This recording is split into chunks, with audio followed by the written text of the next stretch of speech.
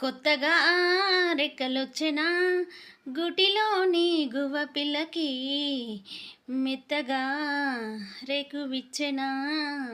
అంటే ఇన్ని రోజులు తండ్రి చాటుగా బిడ్డగా ఉన్న కవిత ఇప్పుడు తెలంగాణ రాజకీయాల్లో ఒక కీ రోల్ ప్లే చేస్తుందా అని అంటే అవునని అంటున్నారు. అయితే తను కొత్తగా అది స్థాపించిన పార్టీ తెలంగాణ రాష్ట్ర సేన అసోసియేషన్.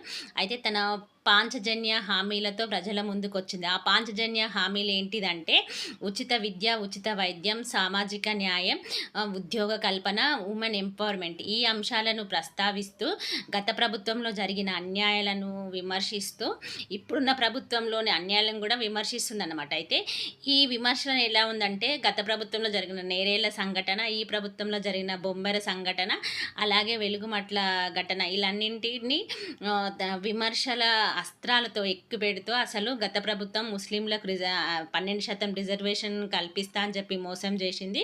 ఇప్పుడు నేను లంబాడీలకు వాళ్ళు మాట్లాడే భాషను రాజ్యాంగం గుర్తించేలా చేస్తా అని చెప్పి సామాజిక న్యాయం కోసం నేను పోరాడతా అని చెప్పి ఇక్కడ తను చెప్తుంది.